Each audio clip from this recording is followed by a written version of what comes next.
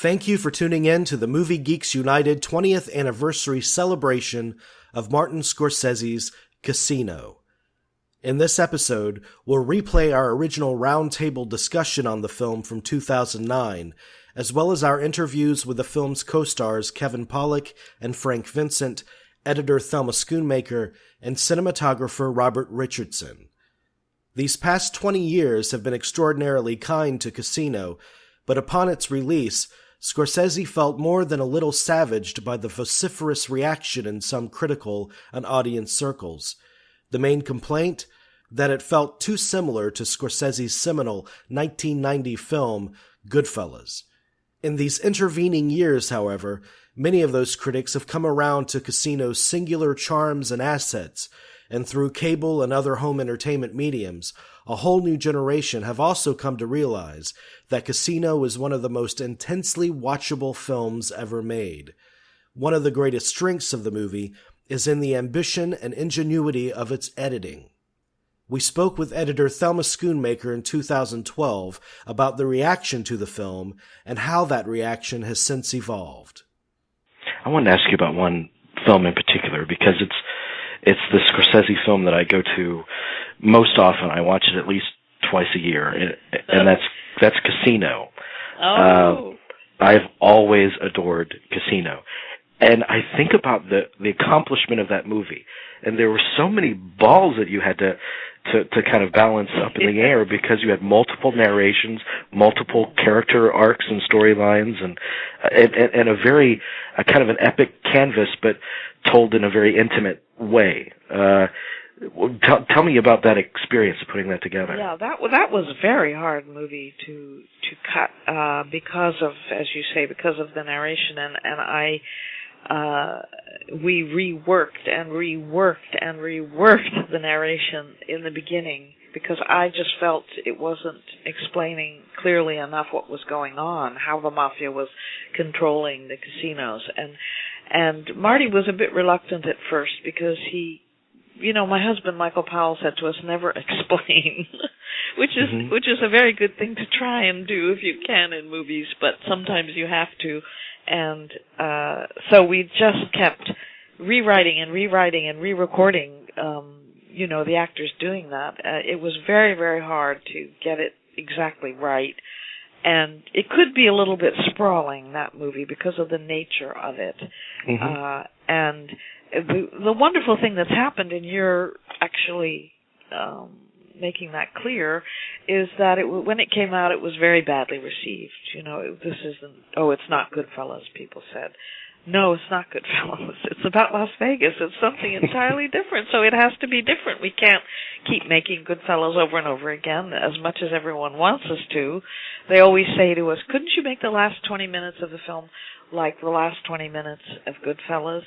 And we say, well, the Dalai Lama is not on coke, and it's a little different, the situation here. He's fleeing for his life into India, and it's a tragic moment for him, and we can't cut it the way we cut that insane last 20 minutes, which was a joy to cut, by the way. And again, we were using very dramatic jump cuts in there, a lot for a purpose to convey the fact that Henry Hill is bombed out of his mind, and that so the film should make you feel like that a bit, mm-hmm. that everything is disconnected. And so, anyway, Casino was a different situation, but now everybody is, talking more and more about that film, particularly young people, which is great. I mean, it's such a victory. Our films often take 10 years to be recognized, and they're often, excoriated when they come out, and then 10 years later, like Raging Bull, that happened with that, and Casino. So I'm glad you feel that way. It's got incredible stuff in it, doesn't it? Casino is not Goodfellas, but which one do you prefer? A favorite game amongst some film fans lies in determining an answer to that very question. A few years back, we spoke to one of the film's co-stars, Kevin Pollak, and he weighed in on this pressing debate of cinematic geekery. No, I was just asked in a previous interview to give my top 5 films, which I I just launched into, because it was put to me like if you were a professor instead of an actor of film, and you had to teach a course, what would be and you only had 5 films to teach it with, what would they be? And I said, well, if this were the curriculum, first of all, it would take considerably more time than you've allowed me to put my list together. And in this situation, what I said to that person was, I'm going to go against the norm and actually pick Godfather 2 in my top 5 instead of Godfather 1. And one of the main reasons is because it is the lone exception to the rule that the sequel's never better, right. or as good. Right. So whether it's good or better, it depends on the fan. Right, of course. But it is one or the other, and that doesn't exist in sequels ever. Although I will say, Grumpier Old Man was right up in, of course. But it doesn't exist. So to suggest that Casino is as good or better than Goodfellas, that would be an argument that may go down to the death, right. depending on who you're having it with. Right.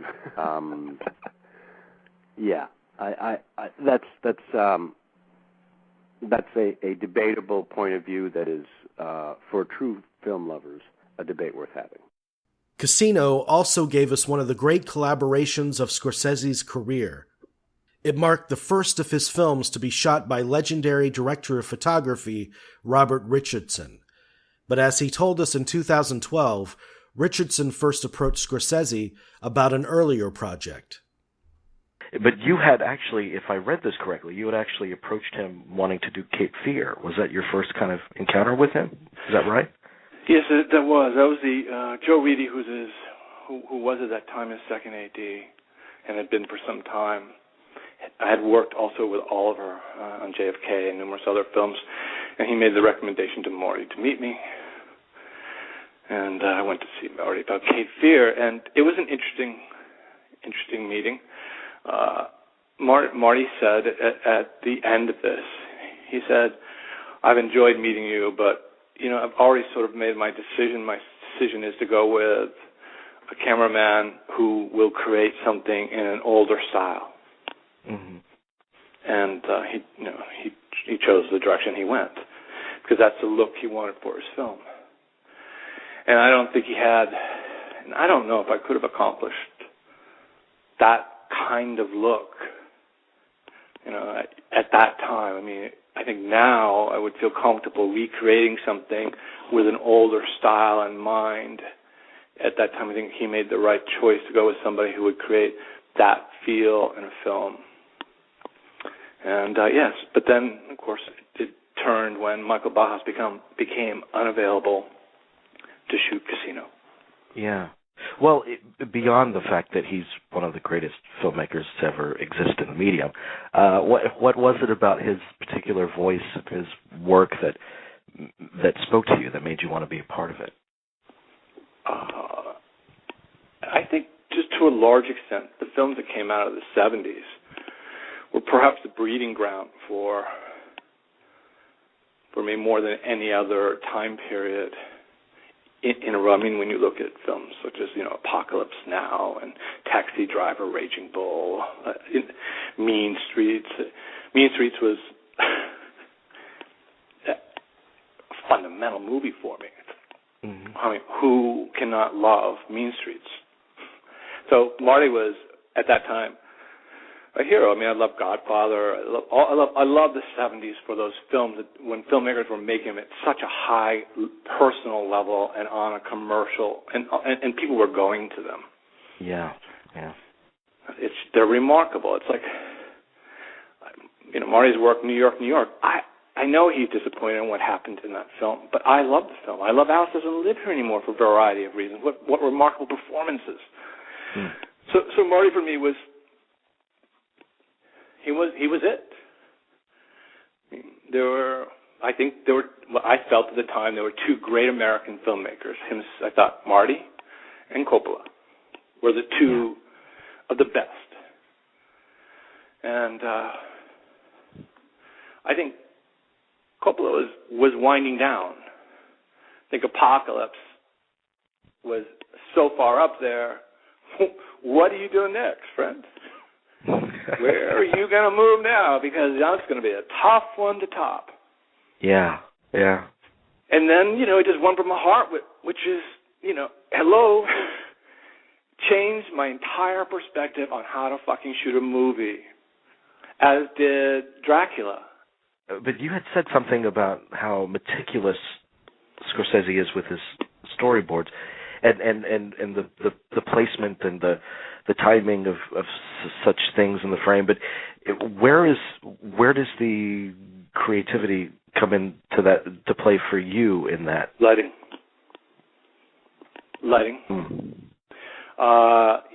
It was an entire flip for me. It was the first time I wasn't involved in any shot at all. I operate every show. It was the most that I've ever done. So it was the most difficult operation I've ever done in my life up to that point, because the shots demanded precision. So I was learning to master that aspect, and I was lighting his images, and I was creating a look for the movie that Marty very much appreciated, and would direct me in certain ways if he felt I was going off or he wanted a different feeling. But that's where he allowed my creativity to explode, was in, because his shots are extraordinarily specific, your timing has to be perfect. If it's going to be a whip and stop on somebody, you need to whip at the exact moment and land. If it doesn't land at the moment, it doesn't work for Marty. The performance doesn't work. So you're intimately involved with helping him to receive something. You and the actor and the director are working as a team. As an operator, I'm working as a team to create something that allows Marty to get what he expects from that moment, that dialogue, that shot, or whatever it is. And that was that's what I got out of it. I learned to change for that. It was a great learning experience. I mean, when you have to put something away of your ego and turn it into something positive, that's energy, that's going toward, it is an advancement rather than, if I held on to, I'm forcing you to do this, this, and this, or I'm only going to do a film that allows me to do this, this, and this, I would never progress as a cameraman. And as a human being. I fail in the human being quite a bit, but as a cameraman, I'm trying to get better. Now, we revisit the original roundtable discussion we taped in 2009, during which we also play our interview with co-star and longtime Scorsese collaborator, Frank Vincent. Enjoy. You are listening to possibly the greatest tribute that Casino's ever had. That's right. Not just the movie, Casinos in general. No, but the movie. I mean, this is an underrated movie. It is. And, we're going to admit it. It doesn't get the respect it deserves. That's why we're doing this show. And why? Good segue. Let's start out with that. Why do you think that is, the non-respect? I think, from what I've heard in my experiences and my travels, is that a lot of people view it as a Goodfellas retread, which I think is missing the point, and I think it's just lazy criticism of the film. Yeah. It is. Even so, watching it again last night, and I know you watched it again. I watched it last weekend, and having the time of my life watching it, actually. Yeah, and it does work as a nice companion piece to Goodfellas in a way. And it does have similar arcs. But we bring this up with Frank Vincent, and we brought it up on the show before. Right. Goodfellas, there's absolutely nothing wrong with Goodfellas. It's a perfect movie. Casino, the canvas seems a bit... It's the canvas and the ambition seems a little bigger to me. Oh, it's much bigger. Doesn't in of itself make it a better movie. It's not a better movie. But I think it is on equal ground with Goodfellas. Oh, without a doubt. It is definitely on equal ground with Goodfellas. There are so many interesting little set pieces, just little scenes that you can't help. I mean, it's almost like a documentary in some ways. Yeah. But the thing that makes it fly is, of course, the editing. Oh, yeah. Talk about ambitious. I don't know how much of this film was those little pieces and those little cuts were planned for, and how much were discovered in the editing room. Mm-hmm. I mean, she edits the hell out of his movies. They work a full year just on post alone. Right. I mean, he's notorious for that. Mm-hmm. And rightfully so. And I think this is one of his best edited films, and some of the best work that she's ever done, Thelma Schoonmaker. Oh, without a doubt. I also think it's very interesting. I'm a friend of mine, and it was the same friend who thought that Heat was a ripoff of The Killer. Thought the problem with this film is that the sound is that the movie is too much of the soundtrack, and right. And I don't agree with that at all. I think I gotta say, well, I think Scorsese, as with Tarantino, is a genius when it comes to soundtracks. I don't think that I think there's a lot of the film exists without the soundtrack. It makes the quieter moments without a soundtrack behind it resonate more. Mm-hmm. Oh, absolutely. Because it does have a constant barrage of music, Mm-hmm. and you can tell when he's going for a real effect when the music stops and it's right. a silence. You know, that beating at the end, for instance. Oh, I mean, all you hear is the sound of the bat against Flash. It's an amazing movie, and it's multi-layered. It's got narration from De Niro and Pesci, and let me say, narration has to be tough for an actor. Mm-hmm. I think it takes a special gift because you're in a booth recording narration as the character, outside of the element of actually being in the moment, in the scene. Mm-hmm. And it's impeccable narration. And plus, let's talk about this too. This was a banner year for De Niro, a banner season for him. It was. It really was. Casino at 95, like Thanksgiving weekend 95. Like 2 weeks later, he came out with Heat on December 8th. It was his best year. Yeah. And what a 1-2 punch. Mm-hmm. And also a man that resisted, I don't know necessarily, but resisted love possibly for a long time. He felt he needed it at a certain point in his life, and he couldn't. It couldn't work out at the end. Fate kind of stood in, and I mean it's a different dynamic in a way, because in Heat he couldn't leave his code. He couldn't abandon his code, so he had to abandon her. Right. And in Casino, he's doomed from the start. I mean, he wants so desperately for her to love him, and it just won't happen. No, it doesn't happen. It doesn't happen at all. But the performances are top notch. And another thing about Pesci, which he's a presence on film that we've missed a lot in the past years.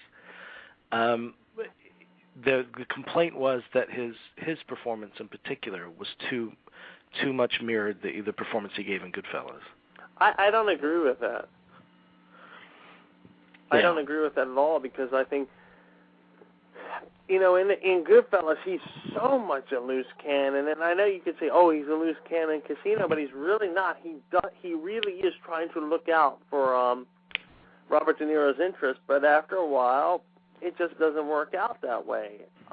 But I think that's lazy criticism. I really do. I think that, to compare it to Goodfellas in any way, in that sense, it belittles the film, and the film is so ambitious. But also, Pesci's character is really based on a notorious real life figure, and it's not. I just don't think it's a mirror or image of that other character from Goodfellas. I don't see it. Yeah, Nicky Santori. And I'm not trying to be. I'm not trying to be like loyal to the film so much. As even an outside observer, I don't see it. And the violence too. I mean, it feels a lot. It feels like Scorsese's most violent movie. I think it is. I think it really is. And we talk about it with Frank Vincent. He shot more violence than he needed because he wanted an R rating. So when they told him to cut this or that, those were things he wanted to cut to begin with. So he made it worse than he anticipated it being ultimately, so he could get the rating he wanted. But there's the one that's talked about most often, the head in a vice scene. Pesci has this guy's head in a vice and his eyeball pops out. Yeah, that's right. And that really happened, but it happened 10 years before the movie depicts that it happened. Right. And that's the event that made Nicky a made guy. Mm-hmm. And I recall hearing about that scene before I saw the movie because it showed at Show West. That's right. That's right. In '95.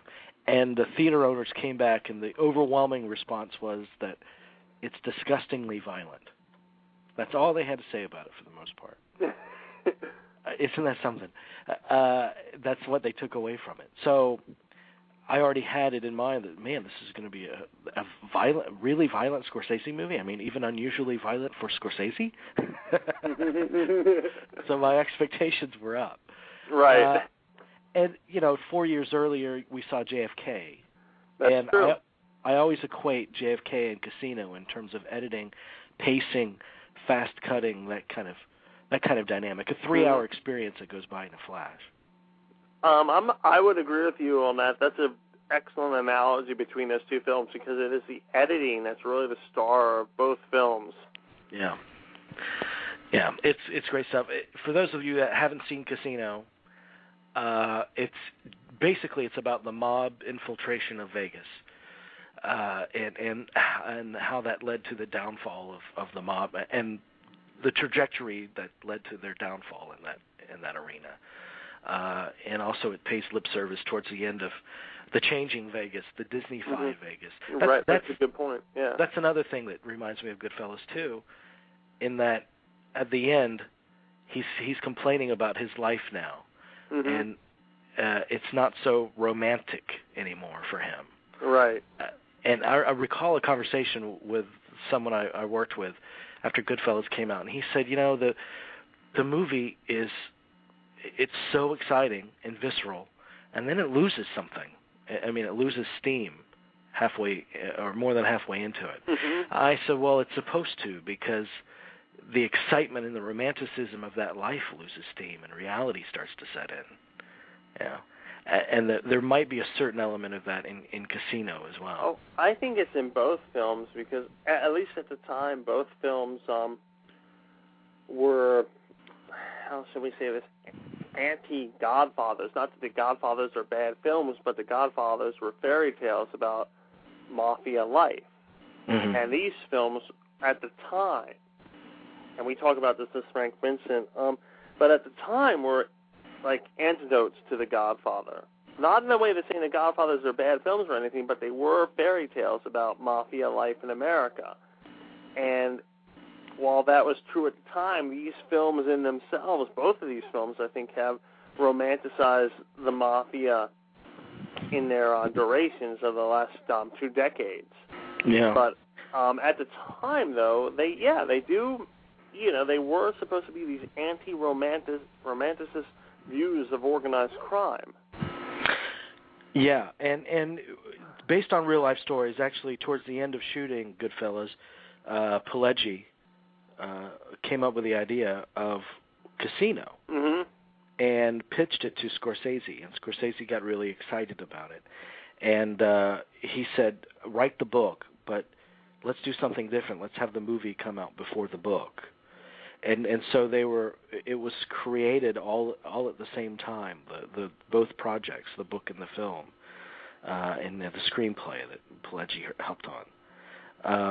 And obviously it involved real-life characters. The De Niro character, Sam Rothstein, he just passed on last year, and he loved the movie, even though he knew that it took dramatic liberties here and there. Yeah. And De Niro got close to Sam Rothstein, I imagine, because to get more into the character, he actually used Rothstein's tailor to make his suits, one of the same suits. And what suits, man! Just talk about the colors in this movie, the costuming. De Niro, the clothes that he wears in this movie. I would tell you, every time. I mean, this isn't a fair comparison, but every time I'd watch something like Who Wants to Be a Millionaire, like 10 years ago, and I saw Regis Philbin wearing the same color tie as the shirt that he had on, and I thought, well, that's like De Niro in Casino. That's such a sharp look. It is. And so much between the editing and the color and the multiple narrations the nonstop music accompaniment and the violence and such visceral filmmaking, it really does feel like Scorsese's the ultimate juggler, and he's keeping all these balls in midair for 3 hours straight. Yes.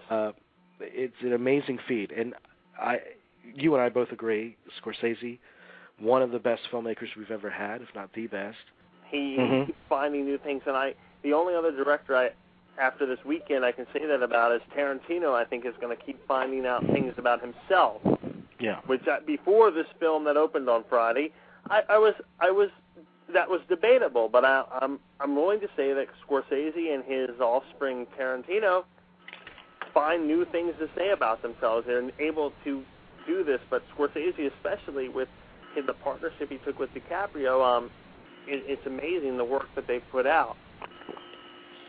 Yeah, and that he's come up with some of his strongest films in the past 10 to 15 years. Yeah, but I think Casino, and a lot of people don't, I think Casino is one of his best films. I really do think it's not. It can work as a how-to if you've never been. I've never been to Vegas, but if you don't know anything about gambling, it serves as almost a documentary. But it also is just a great story about the American dream. Yeah, and whenever someone, I mean, it rarely happens, but whenever someone questions me and asks me what Scorsese film I'd recommend or one of my top favorite films, it's always Casino. And it's not that I'm not in love with his other work. There are tons of movies that live for me that he's made. I mean, Taxi Driver especially, even Cape Fear is a big favorite of mine. It's Casino, I think, is the perfect confluence of his style of storytelling, of all of his skills. I agree. It's so apparent in every frame of Casino. Let's play this interview. This is an interview we did with Frank Vincent. Frank Vincent actually started his film career with Scorsese and with Pesci, who he had a comedy show with. He'd known him for many years prior. That's right. To Raging Bull. And he's been in a lot of terrific movies, not only Scorsese's films, but he's worked with directors like Spike Lee and Do the Right Thing and Jungle Fever and just on and on. A terrific career and a terrifically nice guy, too. It was a real treat for us to talk to him. And we started out the conversation talking about how he got started in movies and came to meet Pesci and Scorsese, and then we went on to Goodfellas and Casino from there. So enjoy this. Frank Vincent. Well, what I did was in my career, I played music, and I had a lounge band, and I did a lot of studio work as a player. And my lounge band, I developed a personality by putting the drums up the front of the band and doing a little shtick on the microphone with people and back and forth, and developed personality that way, and then I wound up as a half of a comedy team with Mr. Pesci. Her and him and I had a comedy team where we just stood up and worked in two. We had a band behind us, so we did a lot of lounge work, and we did a lot of work in nightclubs, and we did a lot of skits, and we did a lot of. That's very, very invaluable training. And we were approached at one point to do a film an independent, low-budget film that we didn't have any aspirations of doing that at that point. When I say we, I mean me, but I think Joe shared the same thing. But we were recruited to do this film. We went and auditioned, and we both got roles in this film. We didn't act together in the film. Our characters didn't know each other, but we both wound up in this independent film. And from there, we were both cast in a movie called Raging Bull. Yes. Mr. Scorsese put us in that film, and that's where we got our union cards, and that started off the process of the acting. And every time you do a different movie, every time you do another movie, you learn something else. So it's learned by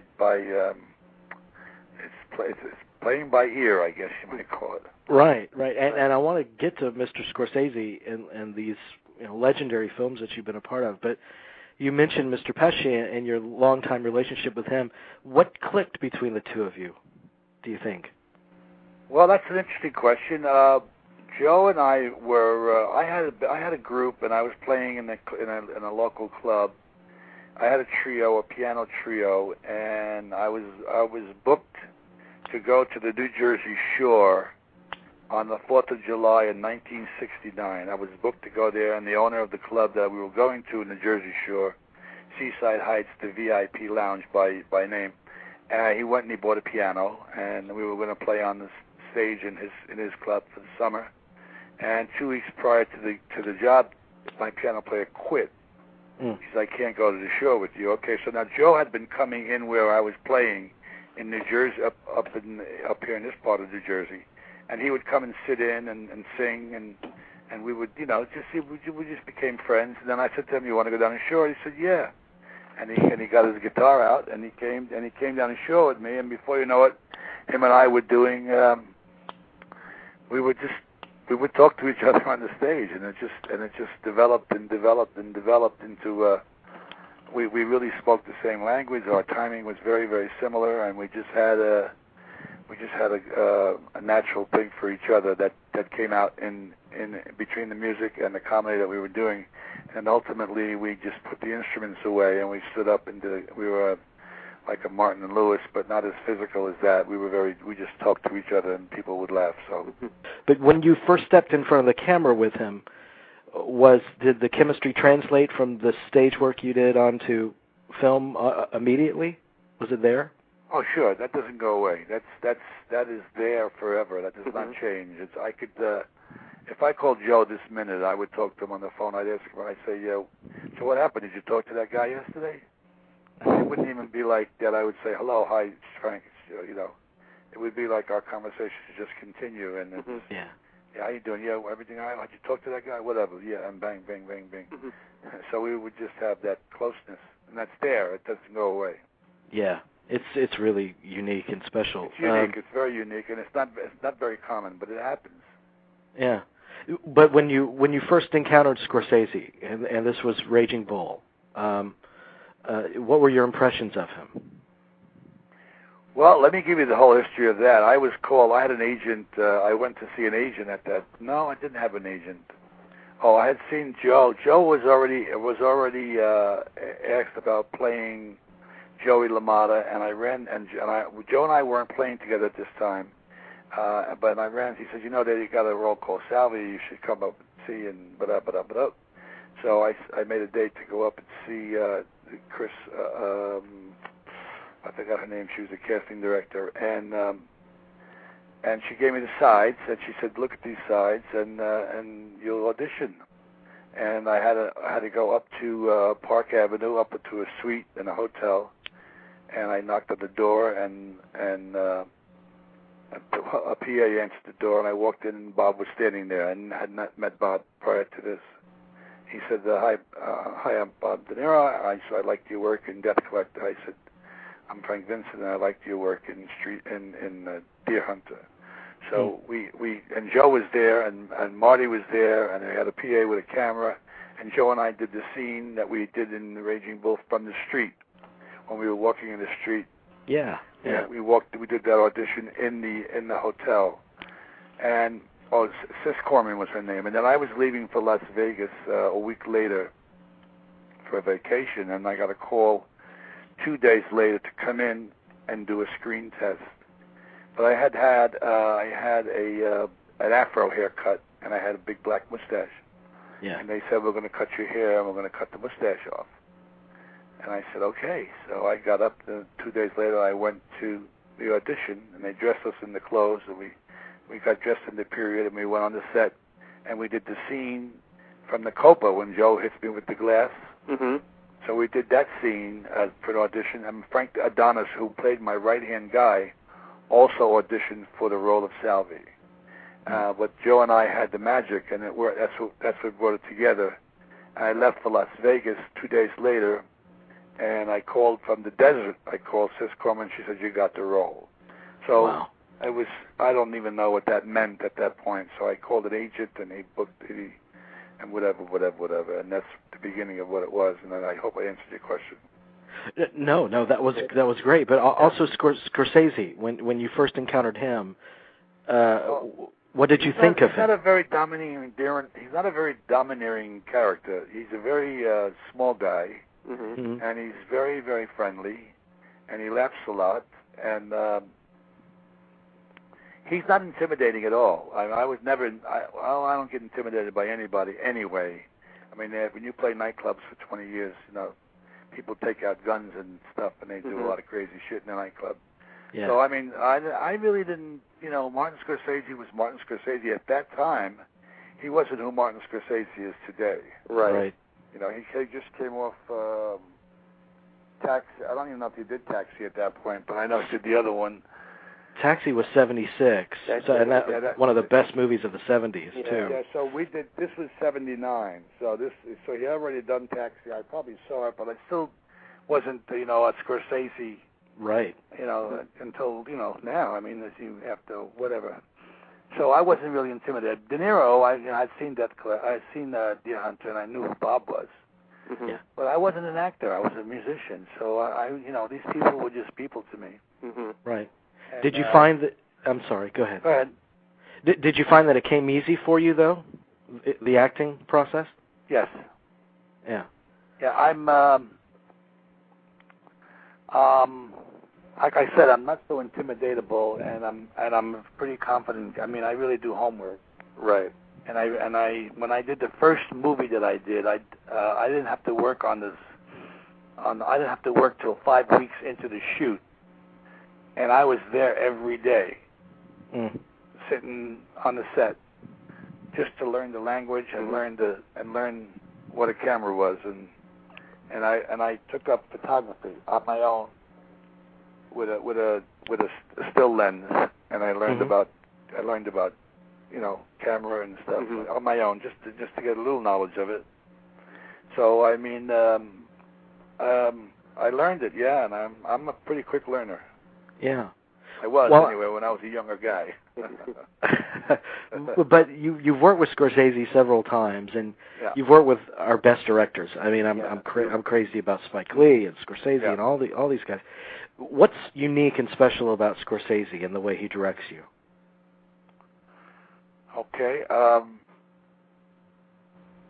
Marty is, again, he's a low-key guy, and he'll say to you, I got an idea, let's try this or let's try that.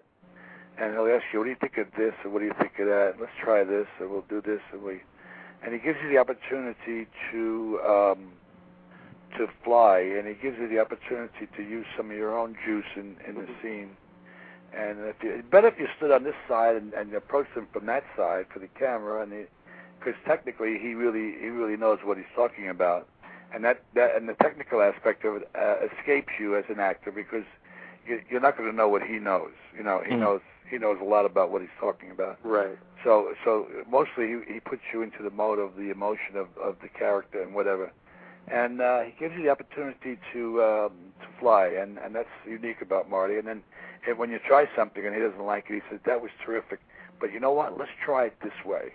Yeah. So he never says, no, I didn't like that too much, Yeah. So he's polite about it. He's encouraging. Most good directors do that anyway. Right. I mean, that's a way of handling talent. Okay. But when you read Goodfellas or Casino, and when you're on the set, and obviously his camera work is amazing as well, there's such an energy to his stuff. Can you feel that energy? Well, no. No. You have, when you're an actor, and you're on the set, and they're taking pictures of you, you don't know what the camera is doing. I mean, you know how to stay in the camera, and you know where the camera is going and where you've got to meet the camera, but you don't see the picture. Mm-hmm. So you don't see the picture until after it's all put together. At Yeah. least I don't, anyway, because I mean now they're working. I mean, he did Raging Bull without a monitor. I mean now they all use monitors, and he's got a real big one, you know. So now they look at the scene after they shoot it. They didn't do that before. It's like photography now. They all shoot on digital, and the photographers now take a shot, they look at it. Take a shot, they look at it. Years ago, they just banged away. You know, they'd shoot 36, put another roll in, shoot another 36. Yeah. So you don't have a sense of what the camera's seeing because you have no idea how they're going to put it together. You have no idea what he's keeping. You have no idea. I mean, you have a vague idea, but you really don't know until you see what they did, and as far as the editing is concerned. Right. So after you acted it, it's all over for you. You know what I mean? But this is interesting to me because essentially, I mean, Goodfellas and especially Casino for me, they're such kind of broad canvases, and as an actor or as a techie on the film, you're like a stitch in that fabric. Mm-hmm. And so when you sit back and you watch the final product of Goodfellas or Casino, does it surprise you? Oh yeah, absolutely. To this day, it surprises me. Yeah. I don't watch it a lot. I mean, I've only seen Casino probably two times or three times that I run into it by accident. Mm-hmm. I never just put it on and say, "Let me watch this." Mm-hmm. And I'm amazed at some of the work. I mean, it's amazing how brilliant he is. With Goodfellas and Casino and these kinds of roles, the roles that you're offered a lot, the tough guys, the mafiosos. Did you know any of those guys growing up? Did you base it on any of those guys, real life? Well, what you do, I mean, by playing in all the clubs that I played, and the era that I played in, the clubs were owned by these guys, and these guys ran the nightclubs. Mm. So you saw them in their natural habitat. You know, I mean, you saw them. They used to have card games, and after they closed the club down, they would have card games, and you'd sit around drinking, and it's full of wise guys, all wise guys. Mm-hmm. And you see how they talk, how they walk, how they act, how they dress, how they treat women. So you get a real first-hand knowledge of that. And Joe's the same thing. Joe, there's a couple of characters that he's played that we could say we knew who that guy really was. You know what I mean? Because he had the lead, he had more of a lead on it than I did. So, but you learn this from just being around it. I've been in nightclubs since I'm 18 years old, and mm-hmm. They used to have card games in the taxi stand next door, $1,000 a card. I was amazed. Right. Mm-hmm. You know, I'm 18 years old. They're shooting crap, and these guys have been around. So that rubs off when you see it. You learn the language. You learn how to. That's why your performances are so authentic. I mean, they're the real deal. Well, it comes from the real deal. I'm really not that. I mean, I'm quite different than that is. No, I realize that. But it rubs off as a good. You obviously, like a lot of people. Sadly, we live in an era, at least my generation, where it's just the imitation of the imitation of the imitation. Yes, exactly. You really studied this because each time out, what I'm amazed at is you keep it fresh and different each performance. No one could ever accuse you of, how should we say it, doing a Xerox of a previous performance. It's new and different every time. That's good. Yep. Well, how do you go about doing that? Yeah. Differentiating all of these gangsters. I think that the whole secret is in what the writing gives you. The writing has to be what it is, and when you have language that's coming out of your mouth that is so beautiful and poetic, you can do a lot with it in terms of and if you look at it really and define it, that's probably the distinct feature of it. I mean, Phil Leotardo had some. I mean, he was singing music when he spoke. You know, I mean, that stuff that David wrote. You know, they renamed my name was Leotardo. We were named after a ballet skirt. You know, right? I mean, you know, you know, some of the stuff. I mean, I don't know. The writing is what gets me mostly and inspires me to find the niche of that character. You know, some guys are real. Hey, you're going to go over there or what? You know what I mean? So then right. There's different. I mean, there's gangsters and lawyers and doctors and politicians. You know, so a gangster's a gangster, and I don't know. Everybody's different. So you got to find a little difference in each person. That's all. Mm-hmm. That's what you do. But your character in Casino too is based on someone. It's based on Frank Collada, right? Yes, who was personally on the set every day. He was. Wow. Okay. Yes. And he showed me how to take the safe out. And an interesting story about Frank Collada is that Joe played the Spilatro. Joe played Spilatro, and Spilaccio's guy, obviously Spilaccio was dead, but his guy was in Vegas. His boss or his mentor or somebody, and he would come to the set occasionally. And every time he came to the set, Frank had to leave the set because Frank was in a witness protection. Yeah, I was going to say, how did he manage this? And he left the witness protection program because he wasn't afraid anymore. And he told me stories about how he bombed guys' cars and the different murders that he committed.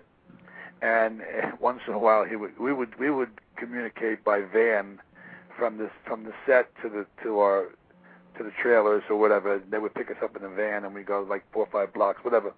And Frank would say sometimes, "Why don't you come? I'll give you a ride. I'll give you a ride over." So we would lift up the hood and look under the car, make sure there was no bombs, right? Because he was a marked guy. Yeah. How did they get? I mean, because also Henry Hill lately, I've noticed, since he's writing these books and he has his artwork and the cookbook, he's come out of hiding too. Well, they have what we call balls. That's those titanium steel balls. I mean, yeah. I don't know if you're aware of the argument with Casino as compared to Goodfellas, but Scorsese himself has even said that he was kind of thrown over the coals over Casino because people unfairly compared it to Goodfellas. Mm-hmm. For me and Jerry both, we've discussed this a lot. It's kind of like The Godfather and The Godfather 2. The Godfather, like Goodfellas, is a perfect movie. Mm-hmm. But Casino, like Godfather 2, feels somehow a lot more richer and more ambitious, and that's why I constantly go back to Casino. I'm wondering what your take is on that comparison between Casino and Goodfellas. Well, I think what you're seeing is the difference between a film shot in the era of Goodfellas in New York and a film shot in the beautiful desert of Las Vegas. Right. You have a visual element that's involved. Goodfellas is grittier, and it's more. I think it's more of a period than. I don't know if the periods are the same. They might be close to each other. They're close to each other, but yeah, because that was New York in its heyday, and that's when all the guys, like I said, they owned the clubs, and that's when they did the Lufthansa robbery, and that was what, in the late 60s, or I'm not sure. Late 60s, early 70s, I believe. So now Casino was in like the 80s? The 70s and 80s, I believe. Yeah, so you're seeing it, and he did that on purpose, I'm sure,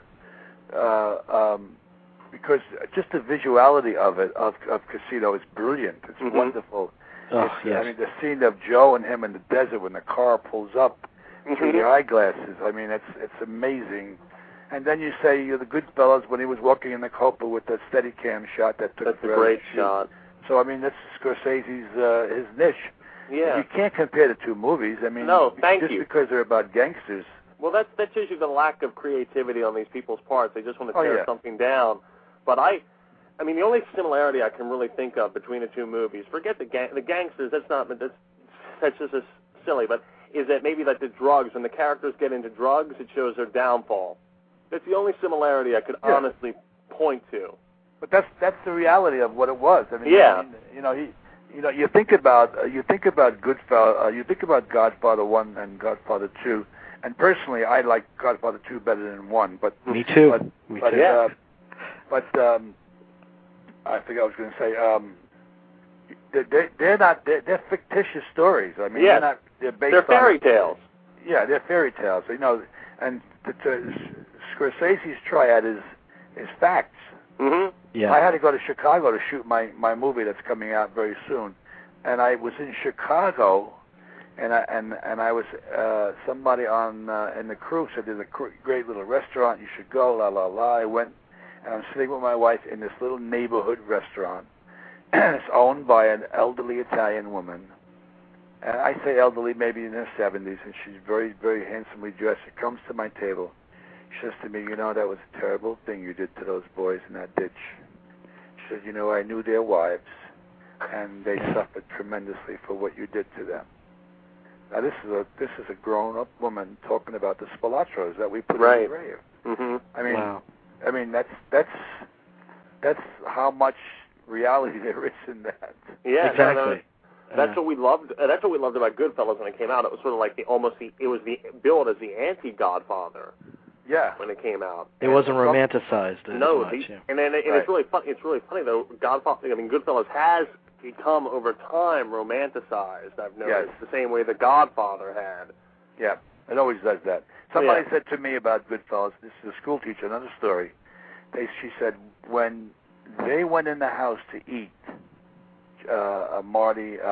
Bob and Joe and Henry Hill, and they went in to eat, and that was Marty's mother, by the way. I'm sure you know that. Yeah. Yes. And she said, when they were in the house eating, how could you breathe in the trunk? Now that's the same thing as the woman said about the Spilaccio. Yeah. That never ceases to amaze me. Right. She's an educated woman. This is a woman that's a school teacher. You know? Right. I want to ask you about one more scene in Casino, and then I want to hear what you're up to now. But the beating scene, obviously you took quite a beating from Pesci in Goodfellas, but you got to return the favor in Casino. When you're shooting a scene like that, tell me about that. What the atmosphere is like on that set. Okay, first of all, that was a Hollywood ending. You know, that wasn't the real reality of the story. Mm-hmm. They were put in a grave. They were buried alive, but not by Frank Collada. Okay. Not by my character. Okay. Because Frank Collada told me that he never loved anybody and was never as close to anybody as he was to Spilaccio. Okay. Spilaccio was his brother, like. So he says he didn't do that murder. He didn't kill them, but they were killed. Okay. Now we have to do this scene. First of all, the corn cannot grow in Las Vegas, okay, because the weather's too hot. So they had to make a cornfield, which they did on big long rods on the ground. They stuck corn stalks in them, which were movable. They could move like six rods and make a space, so you could have space to put a camera or what have you. Mm-hmm. Secondly, it was about 35, 40 degrees. It was freezing in the desert, and we had heaters. Now, when we get out of the car, I have to hit him with the bat, and the bat is a gimmick bat. You can't follow through with it. You have to just hit it and get off it right away, otherwise it'll bend. And we did that stuff, and then we have to rehearse the stuff with his brother where I hit him with the bat. And then we have the hole, and we have to find somebody to double Joe to throw them in the hole, because if they have a dummy. A part of that is a dummy, a pneumatic dummy that they use that looks like Joe. When you see the dirt hit them in the face, you see the puff of dirt fly out. That's a dummy. So they got a production assistant that looks like Joe, and they used him, and they undressed him, and then we threw him in the grave. And the shot of me hitting Joe is Joe's lying under the camera, and I'm looking at him. And he says, no, Frankie, no, whatever he says. And I just swing the bat, and it's cut. Yeah. So, I mean, it's really all effects. And I said to Marty, I said, what's the story? You know, I mean, what is he thinking about when he does this? He says, well, this is the end of the road for you and your friend, he says. And it's all over, and this is the parting shot that you have to give him. And people have told me that shot is that they can't even watch it. It's a hard thing brutal. to watch. Yeah, brutal is being kind about it. It's just impossible to watch. Yeah. Was there ever a thought that, because I read, it was probably a rumor that Scorsese directed more violence than he anticipated on finally using. So if they gave him a rating that was harsher than R, he could cut out the stuff that he didn't want in the first place and get his R. Yeah, because of the R. Yeah. Yeah. Did you ever feel like, you know, we might be going too far here? Well, you, like I said, you don't know. You don't know what they're going to keep, so you have to always do more. So they have enough that they can edit something and make it work. Yeah. So when we squashed the guy's head in the vice, I mean, that kid was on the vice. That kid was on the floor on that thing all day. I mean, 18 times we had to take it. Yeah. I'm just curious, speaking of the violence in the film, because it is very violent, for you at that time, did that feel like the most violent film that you had been in at the time? Well, you're looking at it as an observer. I'm looking at it as somebody who's doing it. No, I don't have those kind of thoughts. I don't think that. I was just curious. I mean, when I beat up Annabella Shaw in Jungle Fever, I thought that was pretty violent. That's definitely. I mean, the things I had to say to her were very, very bad. And then Spike said, "Are you okay with this?" I said, "Yeah, I'm okay with it." And when I auditioned for him. And he has a totally black crew. I mean, 90% black. And the things he had to say to her, and that's pretty violent to me. Yeah, that is. I love that movie, by the way, too. Great film. I love Spike Lee, and I can see parallels where somebody like a Spike Lee took a lot from Scorsese. Absolutely. I can see that. Yeah. How do you see those similarities between the two? Oh yeah, Spike is a. You look at his shots, and you can call them all the shots. He's got a signature shot that he does that is like it's pretty silly. They get on the camera dolly. Mm-hmm. Yeah, I know. You're walking, and the camera's static on the characters, but you see the scenery moving. Yeah, I don't know where he got that from. That's a pretty silly shot. But you look at all the rest of the shots, and they're very, very Scorsese-ish because he grew up with Scorsese. Mm-hmm. I mean, who are you gonna copy? And I think all directors copy the main guys. I mean, it's not very much that hasn't been done before, except for all these crazy Transformer things. I mean, all these kind of that's not even film. That's just Yeah, that's a video game. That's a video game. Exactly. But you might as well copy from the best. Yeah. Oh yeah. Copy I mean, from Scorsese. I don't think that Scarface, what's his name, the director? De Palma. I don't think he copied from Scorsese so much. I mean, he copied from Hitchcock. Yeah, and what's his name in California? The big guy. I mean, he's pretty original with the stuff. I can't remember their names. So you know what I'm talking about. Which film? Which big Spielberg? Spielberg, yeah. Yeah, they all came up together. These right. And, we've had De Palma and Paul Schrader on the show, and so we're insane. We're up on Mr. De Palma without a doubt. No, but Schrader's a funny guy. Oh, yes, he is.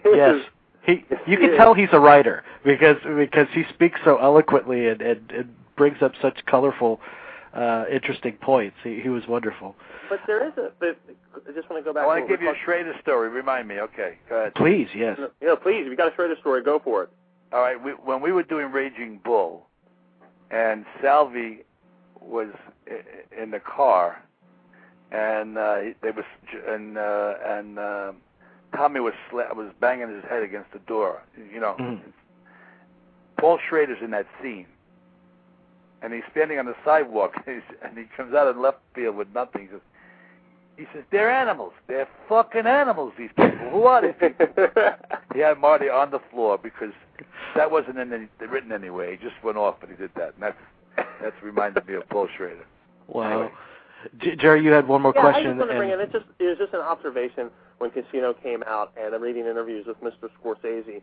But he had said in one interview, and I think it was a younger publication, a younger interview, because he was getting egged on about Tarantino at the time, because this was right after, like a year or two after Pulp Fiction came out. Mm-hmm. And Scorsese gave an answer that I think is classic. He goes, "Look, I made this movie, but one of the reasons I made this movie to say I do this better than anyone else alive." Mm-hmm. And it was like to prove a point. And I was just curious if you ever got that feeling on the set that he had something to prove, because I didn't ever get that feeling about him. No, I don't. I mean, if he has that feeling, he's keeping it to himself. Yeah. But I mean, Tarantino's Tarantino. He is. Guys are different. Ball players are different than each other. They hit home runs and they get strikeouts, and it's like anything else. I mean, Marty's brilliant. He is. There's no one like him. No, and he should have got an Academy Award much sooner than he got it. Mm-hmm. I think Jack Nicholson, the fact that he directed him and the Hollywood bullshit. So he had to give him he should have had 7 Academy Awards. Already, exactly. He should have had so many. Yeah. He's made the best movies of every decade he's worked in. Yeah. And it's really proud to be part of them. Mm-hmm. Well, tell me what's coming up before I let you go. for you? We have a film called Chicago Overcoat. If you go on my website, frankvincent.com, and my current projects page, you can see a trailer of it. It's really good. He's got a fellow. We just interviewed Armand Assante a couple of weeks ago. Yeah, well, Armand's in the movie with me. Yeah. Yeah. Did he talk about it? I believe he mentioned it. Yeah, he mentioned it, but not in detail, though. He also worked with Stacy Keats. It's got a great cast. Stacy and Mike Starr and Catherine Narducci, and I'm playing the lead of the movie, playing Over the Hill Hitman. But I like when you play the lead, and I also like this other movie you made earlier part of this decade, This Thing of Ours, which I thought was wonderful. Oh yeah, This Thing. I love that film. Danny Provenzano, right? Yes. I just got off the phone with him prior to talking to you. Oh wow. We got another project called Manhattan, Kansas. We're going to be shooting something. I think we're going to shoot a pilot maybe in September. It looks like it's happening. But I want to talk about Chicago Overcoat. We're going to some festivals now. In October, we're going to Lauderdale. We're going to Chicago. They probably premiere it in Chicago, and we're going to the Illinois Festival. Then looking at Sarasota. And Sarasota, that's my neck of the woods. Sarasota. You're going to meet with him. You're going to meet with him. Good. You know Jody? You know Jody Kobasa from the festival? Yes, I do. Yes. He's the executive director. Good man. Yeah. Yes, he is. So Chicago Overcoat will be coming out soon. You keep looking out for that. And I have also on my website, I have my Marblehead doll. And you say, what's a Marblehead doll? This is a Billy Bats. And if you press the button, he says, go home and get your shine box. He says, nobody's breaking up my party, and give those Irish hoodlums a drink. That is beautiful. And he's a bobblehead, but we call him a Marblehead.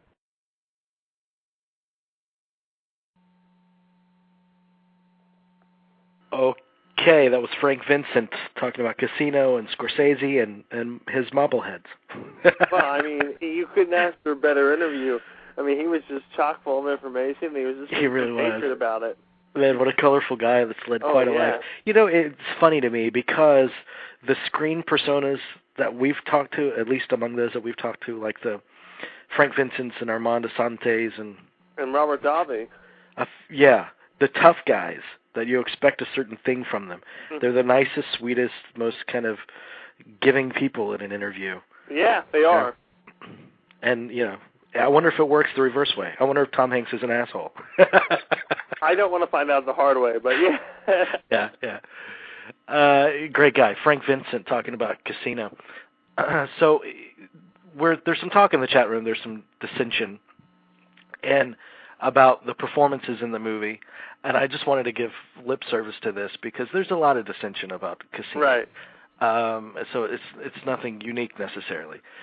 But one of the big performances and one of the big discoveries that came out of the film was the fact that Sharon Stone could really act. It was like that first and last time, though. I mean, Yeah, and I equate it with opportunity. You know, I just brought up Tom Hanks. Would we have thought Tom Hanks was capable of the stuff he's done when he was doing, you know, otherwise funny movies like The Man with One Red Shoe and all of that kind of stuff? Or Splash or Bachelor Party, yeah. I mean, it's all about opportunity, and Scorsese gave Sharon Stone an opportunity, and I think she soared in it. She did, and the sad thing is that she never did after that. That's the sad thing about that film. I mean, I'll give her the benefit of the doubt with Total Recall and Basic Instinct, but Casino was this once-in-a-lifetime chance, and sadly she never was able to capitalize off of it. Right. And the relationship between she and De Niro in the film is unique in that she's her own type of hustler. I mean, she's a mover and a shaker in Vegas. She survives on her wits. And here's Sam Rothstein that thinks that she's the most beautiful thing he's ever seen, wants to start a relationship with her, but she doesn't love him. She never does love him. And she obviously goes far downhill. Oh, she does, but I think, you know, it is really, you know, I know you're not a big fan of the film, and, you know, time has not been kind of Basic Instinct, or for that matter, Total Recall, but she did excel at those roles, but Scorsese will be the one director who gave her the benefit of the doubt, and she did take it, and she won. And I actually, when I just said she went downhill, I meant her character. But his character, but she was never given the opportunity to really, the remake of Diabolique and what was it, One Last Dance or whatever. right. These movies weren't really. They never really showcased what she was capable of. I think Scorsese was the one director, if her biography is to be written, really gave her the benefit of the doubt, and she went for it. It does bring up an interesting conversation about Scorsese, though, and his depiction of women, because if there's been one through line to the criticisms of Scorsese throughout the years, and I think somebody like Camille Paglia generated a lot of type on this, it is his depiction of women. And I think that you look at a Casino, or you look at the beginning of his career, like in Alice Doesn't Live Here Anymore, and you see that that's not a problem for him. You look at An Age of Innocence. Yeah, it's just he chooses genres that, for the most part, are male-driven, are very masculine. Well, yeah, that's very true, but he does manage to, even in the last film, The Departed, he does give Vera Farmiga one of her best parts before she becomes typecast in her Lee Remick phase as the mother of troubled children. Yeah. And that's true in the 3 films that followed that. He does give actresses some of their best parts. Michelle Pfeiffer, The Age of Innocence, Sharon Stone, Casino, Lorraine Bracco, Goodfellas. I'm going to be very honest here. Lorraine Bracco is excellent there, and is not really that good again until The Sopranos. Mm-hmm. And I know that's just a personal opinion. I realize many people might disagree with that, but. Yeah, which of course we forgot to mention Frank Vincent's inclusion in The Sopranos as well. Phil Leotardo. I won't say it, kids. I was scared to talk to him. I was really afraid that his fist would come through the phone. I was very nervous. I called Jamie the night before. I'm really scared to talk to this guy. That's true. And so we did try to get Joe Pesci for the show, and I contacted his publicist, and she said, yes, I do represent him, and he never does interviews.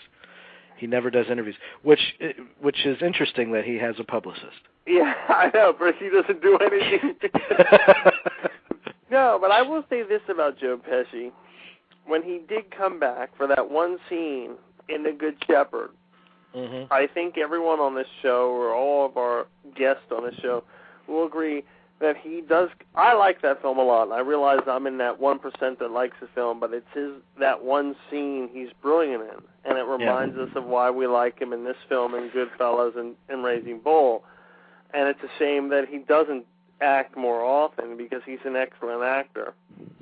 And it speaks to the tone of his movie too, and the breakneck pace and the intoxicating style of it, where it's an overwhelming experience. It's just a lot of sensory experience coming at you over a 3-hour time period.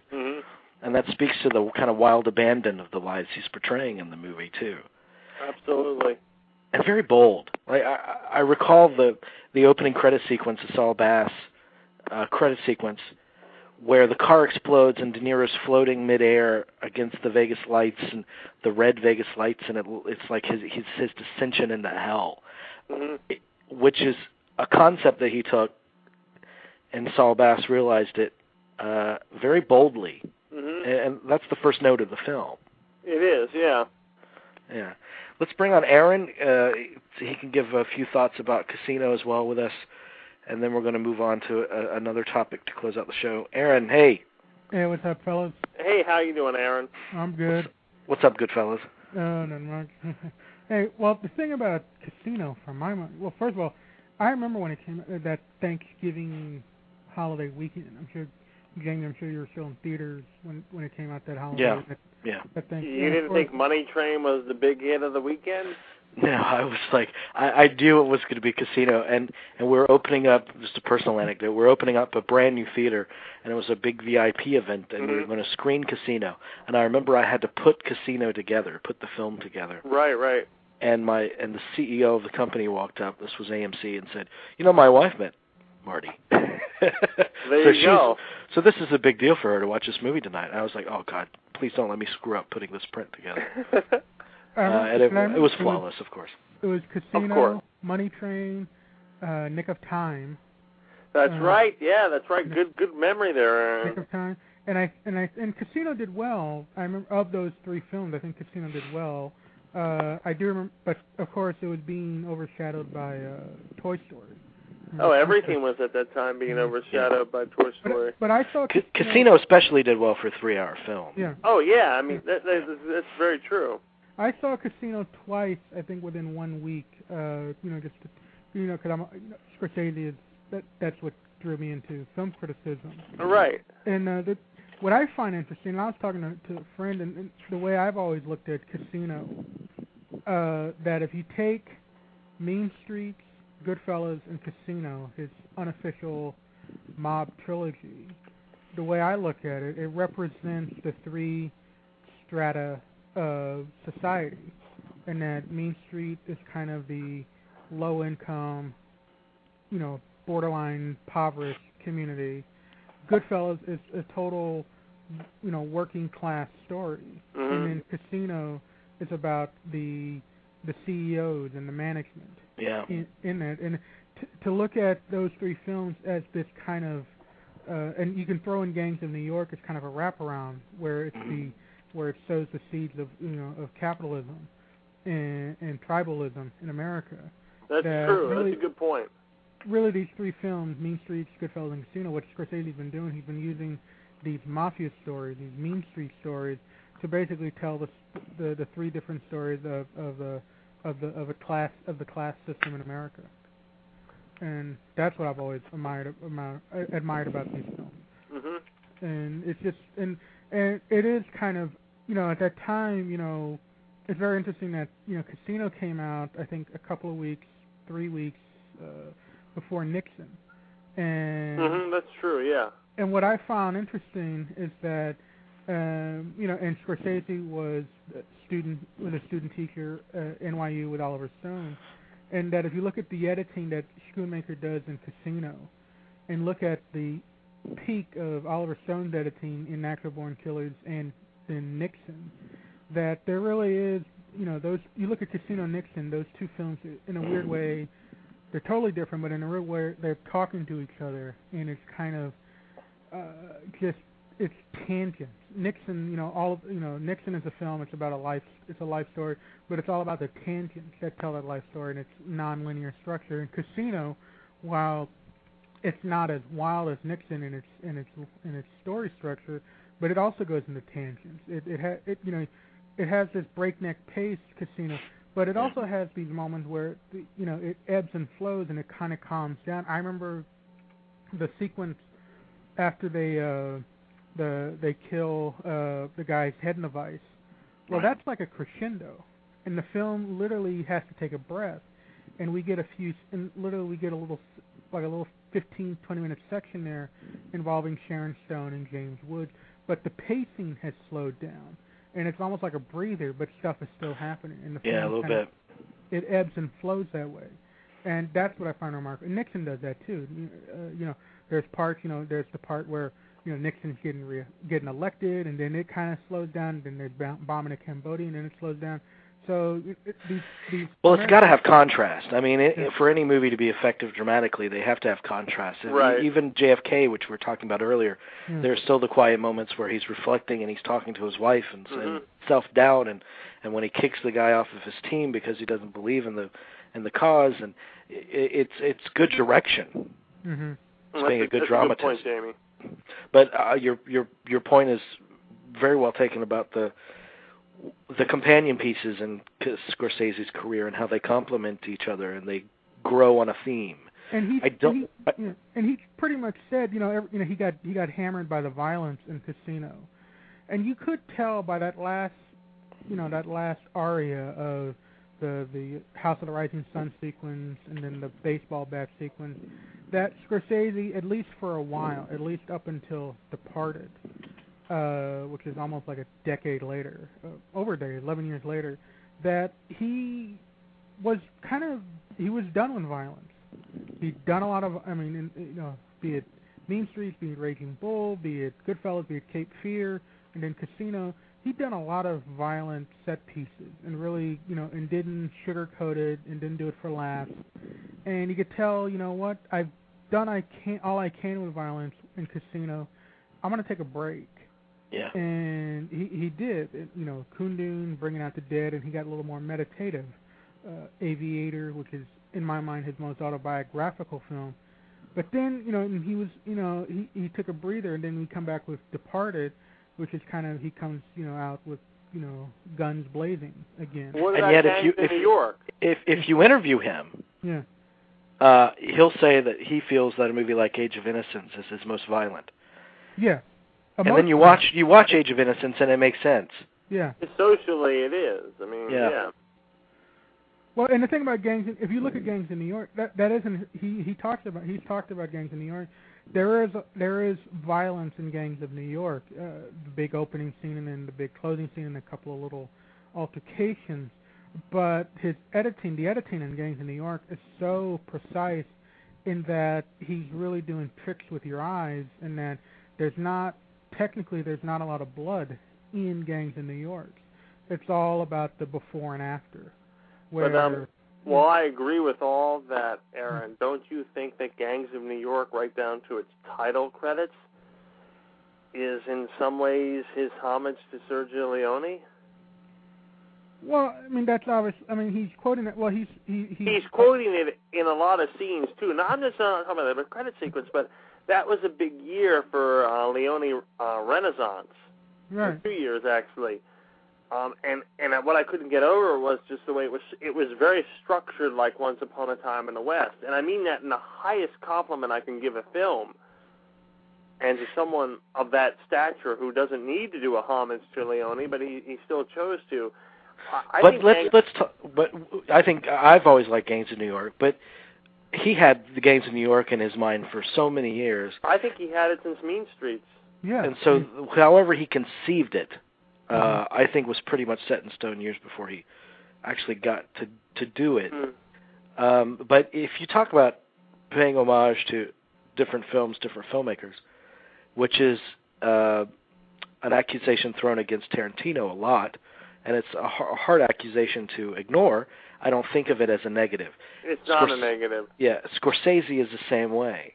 I was telling my girl last night. Thank you for that chuckle, Aaron. Well, I didn't touch it, dude. I kept it. The thing is, on this show, Movie Geeks United, it has to be. I was talking to my girlfriend last night, just so the listeners will believe that. Yeah. Go ahead. And I was saying that I was watching an interview with Scorsese, and it's a good interview series where they go to different scenes and watch it with the director. And what is that work. series? What is it series so we can... Inside Director something. He's done it with... it's not German porn. It's not literally Inside the Director. But he did the same thing with De Palma. It's a British guy. Mm-hmm. Okay. So they were watching Goodfellas in the last scene where Liotta is talking and saying, I ordered spaghetti and I got pasta with ketchup and stuff, and he's complaining, and he looks at the camera, and then it cuts to Joe Pesci looking right at the camera and shooting his gun right at the camera. And he said, now why did you put that there? And he said, oh, well, that's a direct copy of the last shot of The Great Train Robbery, where the guy's shooting his gun in front of the camera. Like, there's so many pieces that are picked up from other films. Mm-hmm. And I in all of Scorsese's films, because he's an encyclopedia about film history. Yeah, he is. How can he help but reference those films? But for use in his own music, mm-hmm. to use in his own style. Well, I don't see that as a fault. No, like it's not at all. Like with Cape Fear, he's referencing a lot of film noir, basically. Mm-hmm. He's referencing, shadows. He's referencing a lot of thrillers in Cape Fear. That's true. And even recontextualizing the Bernard Herrmann score from not only the original Cape Fear but also from Torn Curtain. And Cape Fear is his Hitchcock film, if you will, but it's also released in that year, that 1991, in the same year as Silence of the Lambs. Mm-hmm. Obviously, Scorsese, I don't think, he wasn't, there's no way he could have known ahead of what Lambs was going to do and how Lambs was going to come out. but it's almost as if Scorsese's Cape Fear was an answer to Silence of the Lambs, where, okay, audiences, they want intense psychological horror. Well, and y'all love Silence of the Lambs. Well, let me give you something even more so, because I love Silence of the Lambs, but for me, Cape Fear is even more grueling and draining of a psychological thriller. Do you like it better than the original? Oh, yes. Oh, wait, no, really? You think that De Niro's Max Cady is better than Robert Mitchum's? I love Mitchum. I like the original Cape Fear. Because Robert Mitchum is my favorite actor, so I was just curious about that. Fear and that's not an offense to you guys. Look, no. Look, I think the weak part of Cape Fear is De Niro. The strength of Cape Fear for me is in its title. It has a way of expressing fear. Right. It does. You're right. Like few movies I've seen. And it's also the more fleshed out Sam Bowden character. It is more fleshed out than Gregory Peck. They almost put Gregory Peck in that role, and essentially all Gregory Peck would have to do was just stand there, because he emits that nobility. That does the job for them. But with Nick Nolte, a little shadier, and he imbues this religious Catholic guilt overtone and what violence does to us. Yeah.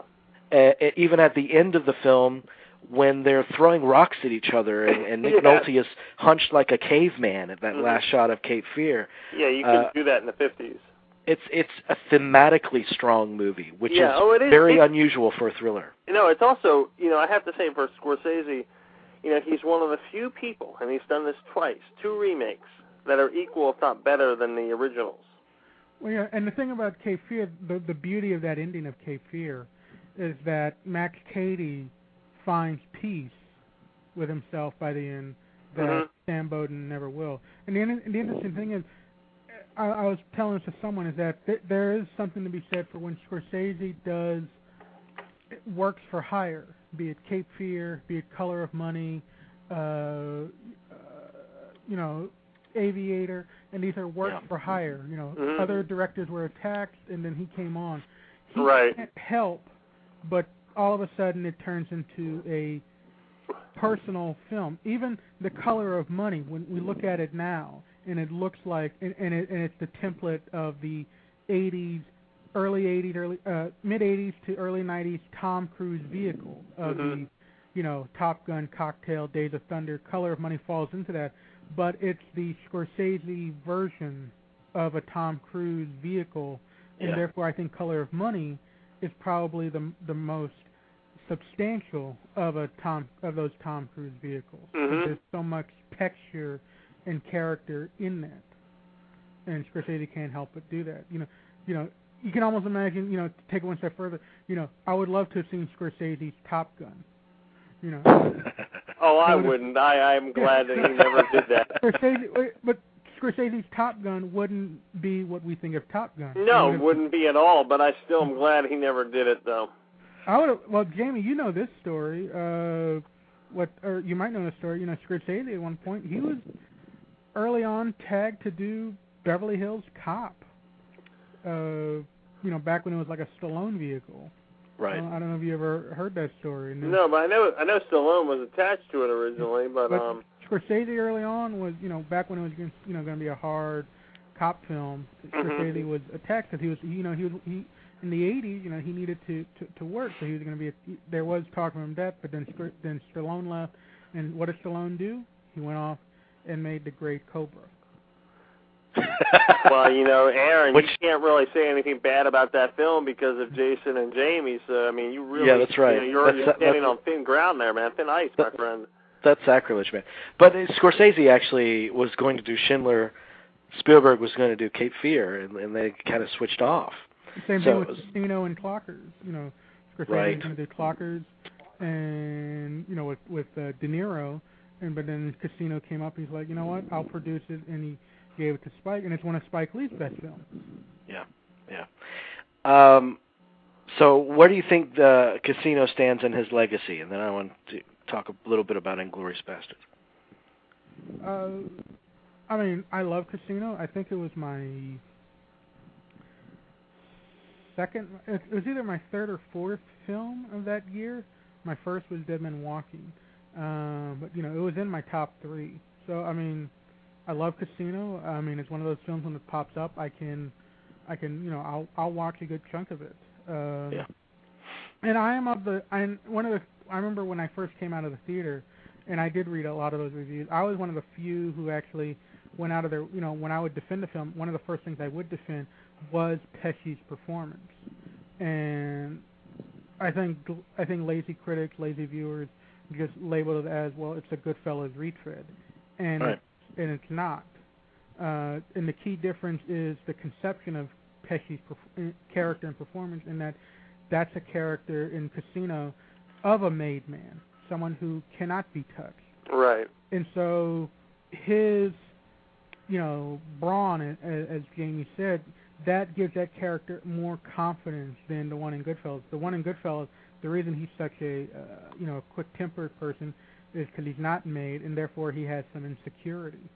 And so therefore, conceptually, it's two different characters and two different performances. They're both violent, but the violence is born out of different things. And also, I want to say this real quick, in that De Niro's performance, De Niro in the last few years has gotten a lot of flack for not doing great work, although he's turned into a great filmmaker. The performance in Casino is a really great piece of steady, kind of minimalist, very quiet acting.